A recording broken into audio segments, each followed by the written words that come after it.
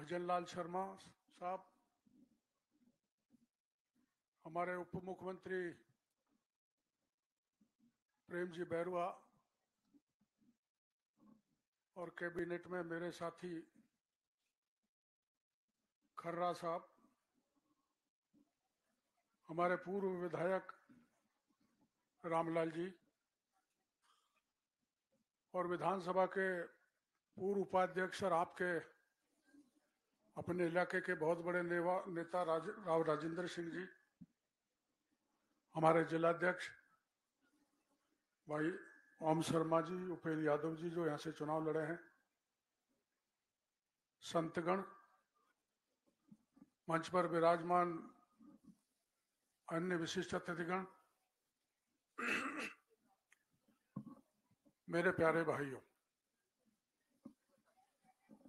एक दिन मैं कोटा के सांगोद में गया था। हमारी पार्टी की आक्रोश रैली थी, तो मंच पर भाषण के दौरान ये मधुबाला जो भी मंच पर बैठी हुई है चढ़ गई, विलाप करने लगी, कहने लगी कि हम वीरांगनाओं के साथ अन्याय किया जा रहा है, हमारी कोई सुनने वाला नहीं है। और जब ये पुलवामा के हमले में हमारे राजस्थान से 5 लोग शहीद हुए थे, तो आपको सबको जानकारी है, यहाँ रोहितास लांबा जी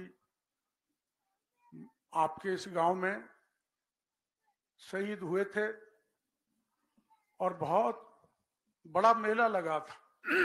लगना भी चाहिए, जो देश के लिए शहीद होता है ऐसे अमर बलिदानी के लिए जितना हो सके अधिक से अधिक सम्मान देना चाहिए। तो मेरे को मिली थी यहाँ मधुबाला सांगोद में हमारे पार्टी के मंच पर, तो मैं जो कह के आया था, मैं आपको बुलाऊंगा, आपकी बाकी की 4 वीरांगनाओं को भी लेके आना। इन्होंने मेरे को बताया था कि पूरा 4 साल निकल गया और गहलोत साहब के 3 मंत्री उस अंतिम संस्कार में आए थे और सब तरह का वादा कर गए थे, नौकरी भी देंगे, सड़क भी लगाएंगे, मूर्ति भी स्थापित करेंगे। अब ये मूर्ति तो सारा खर्चा करके मंजू जाट ने तैयार की है, सरकार की, गहलोत सरकार की 1 कौड़ी इसमें नहीं लगी है। जो भी कुछ इनको मिला मंजू जाट और इसके परिवार को, सारा का सारा अपने वीर बलिदानी के चरणों में अर्पित कर दिया।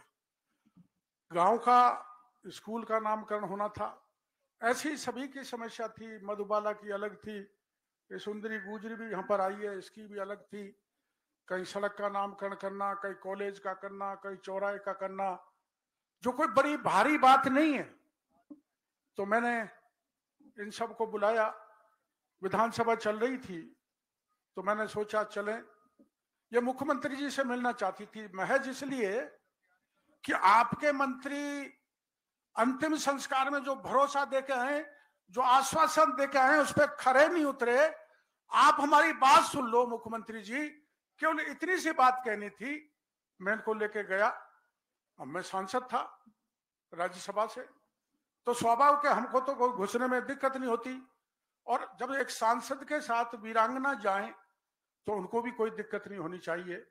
मुख्यमंत्री जी से हम विधानसभा में मिलना चाहते थे, लेकिन मिलने के बजाय विधानसभा का दरवाजा बंद कर दिया और हमको उठा के धक्का मारते हुए राजस्थान की पुलिस, गहलोत वाली पुलिस, धक्का मारते हुए हमको शहर के एक चौराहे पर ले जाके छोड़ दिया।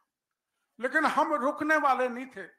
हमने तय किया, मैंने तय किया, जो देश के लिए जिसने बलिदान दे दिया, अपना सब कुछ लुटा दिया, उस वीरांगना के साथ भारतीय जनता पार्टी किसी प्रकार का अन्याय नहीं होने देगी। अंतिम सांस तक इनकी लड़ाई लड़ेंगे। मैंने इनको कहा, मन का यहीं रहना है। बरसात बरस रही थी, हम वहां शहीद स्मारक पर इनके नन्हे मुन्ने बच्चों, रोहतास लांबा का छोटा सा बच्चा है, ये सुंदरी के छोटी सी बच्ची है, और ये मधुबाला, हम धरने पर शहीद स्मारक पर बैठे रहे। मैंने इनको कहा, जब मुख्यमंत्री जी ने सुनना पसंद नहीं किया, तो मेरे को राज्यपाल महोदय के पास ले गया। राज्यपाल महोदय को हमने ज्ञापन दिया और ये कहा कि इनका क्या दोष है, ये सड़कों पर धक्का खा रही है। तो राज्यपाल ने कहा मैं मुख्यमंत्री जी को पत्र लिखूंगा। मुख्यमंत्री जी को पत्र भी लिखा, लेकिन मेरे को सलाह दी कि डॉक्टर साहब आप आए हो तो बगल में मुख्यमंत्री रहते हैं, इनको मिला लो।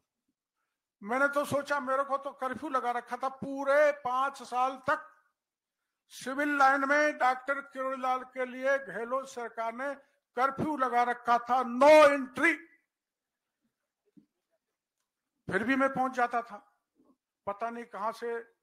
अब मैं तो इंतजार कर रहा हूं भजन लाल जी उस बंगले पे जाएं जो गहलोत साहब रह रहे हैं, तो मेरे को कम से कम सिविल लाइन में तो एंट्री मिले। तो ये मैंने कहा भाई मैं तो जाऊंगा नहीं, आप चली जाओ। ये भागी भागी मुख्यमंत्री के मिलने के, मैंने कह दिया जाओ आप मिल लेना मुख्यमंत्री। मैं वहीं खड़ा रहा। एक बच्चे को मैंने गोद में ले लिया, एक बच्ची को हम भूल गए जो सुंदरी के साथ थी। ये जैसे ही मुख्यमंत्री के घर के आगे पहुंची वीरांगनाएं, तो पुलिस आई, इनकी चोटी पकड़ी आपने देखा होगा, सड़कों पे घसीटा आपने देखा होगा, इनका साड़ी खींची वो आपने देखा होगा। एक छोटी सी बच्ची सुंदरी उनके बीच में फंस गई, अगर कुचलती जाती तो वो मर जाती। आपने ये वीडियो जो वायरल हुआ था उस पर देखा।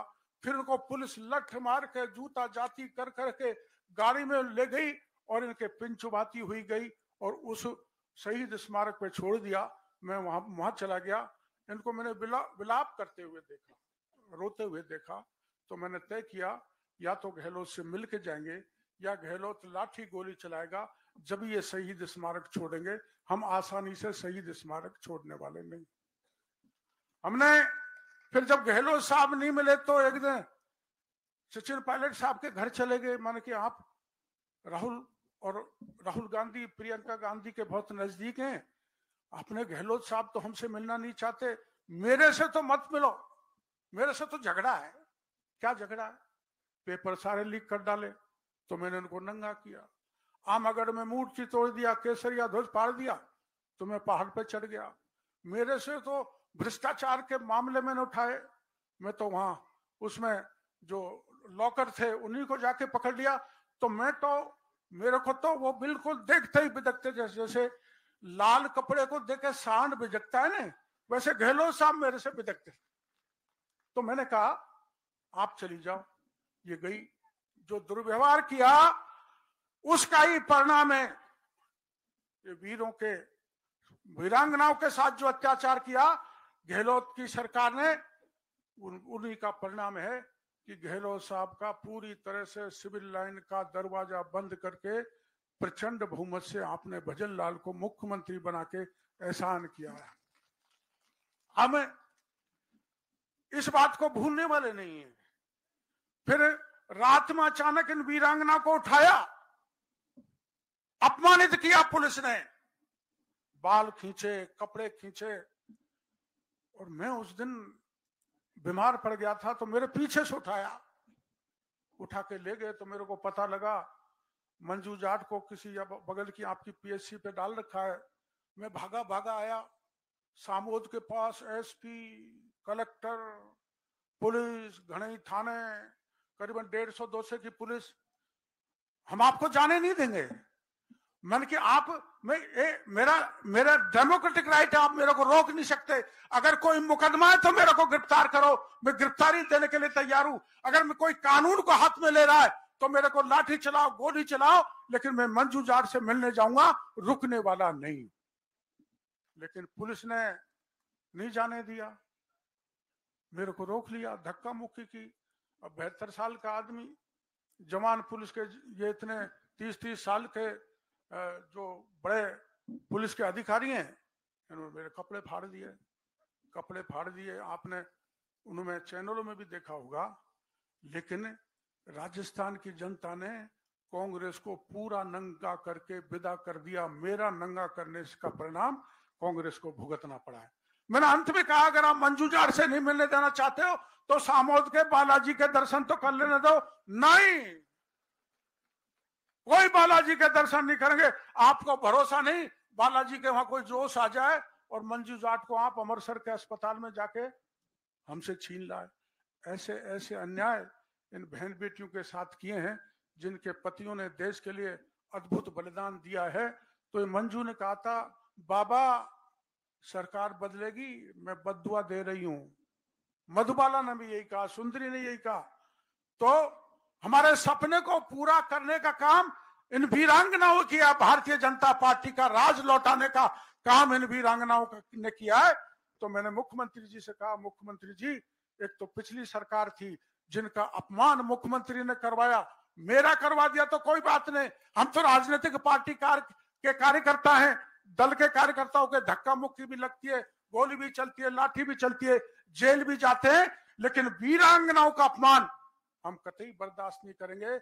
इसलिए मुख्यमंत्री जी ने हमारा मान रखा, हमारी बात रखी, और खुद मुख्यमंत्री और हमारे कई कैबिनेट मंत्री और हमारे विधायक और सारे पार्टी का संगठन आज हम रोहितास के चरणों में बैठकर हम ये कामना करते हैं। और मेरे को एक आभास हो गया है, इन्होंने तो न सड़क दी, न नामकरण किया, न नौकरी दी, लेकिन मेरे को भरोसा है, मैं ज्यादा नहीं बोलूंगा क्योंकि मुख्यमंत्री जी को भरतपुर जाना है, मैं कोई न कोई ऐसी बड़ी चीज मुख्यमंत्री जी देके जाएंगे जो जब तक ये गांव है जब तक उस चीज को भूल नहीं पाएगी यहाँ की जनता, और उसका नामकरण रोहितास लांबा के नाम से होगा, ऐसी मेरे को आभास हुआ है। मैंने तो बात नहीं की, पर ये हमारे जाखड़ साहब ये बात कर रहे थे, एमएलए साहब, जो मैं समझ गया आंखें आंख के इशारे में कि हमारा एक बड़ा सपना काम पूरा हो गया। मैं आप सबका, वैसे तो मैं इस इलाके में 26 साल बाद आया हूं। 26 साल पहले मैं लोकसभा का चुनाव लड़ा था राजेश पायलट साहब से, चुनाव हार गया था, वो बात अलग है, लेकिन यहाँ की जनता ने मेरे को भरपूर वोट दिया। उसके लिए यहाँ की जनता का, आसपास के गांव का, गांव वासियों का बहुत बहुत आभार प्रदर्शन करना चाहता हूं, धन्यवाद देना चाहता हूं। और हमारी सरकार का, चाहे उपेंद्र हार गया हो, आपके बीच में रहकर सेवा करेगा। हमारी सरकार पूरी तरह से सेंसिटिव है, किसी प्रकार की कोई परेशानी आवे तो हमारे जनप्रतिनिधियों को, मेरे को जरूर बता देना, मुख्यमंत्री जी तक बात पहुंचाने की जिम्मेदारी मेरी है। और वो मेरी क्यों ज्यादा सुनते हैं, बड़ी मुश्किल से बड़ा शुभ दिन आए कि हमारे पूर्वी राजस्थान का मुख्यमंत्री बन गया, मैं भी उधर का भी, ये भी उधर का हूं, और बनते ही सबसे बड़ा तोहफा दिया है, तेरे जिलों की ईआरसीपी यानी गंगा को लेके हमारे मुख्यमंत्री हमारे बीच में आए। हमें, मेरे कान में जिलाध्यक्ष जी गुनगुना रहे थे, हमारे यहाँ पानी का क्या होगा, मैं इनकी 13 से 21 जिलों को जोड़ने का काम कर रहे हैं, आपका इलाका भी उसमें कवर हो जाएगा, ऐसा मेरे को लगता है। आपने हमारा सम्मान किया, इसके लिए पूरे भाइयों का बहुत बहुत आभार प्रदर्शन करना चाहता हूं, धन्यवाद देना चाहता हूं। धन्यवाद डॉक्टर साहब, पूरा जीवन आपने बहुत संघर्ष करा है।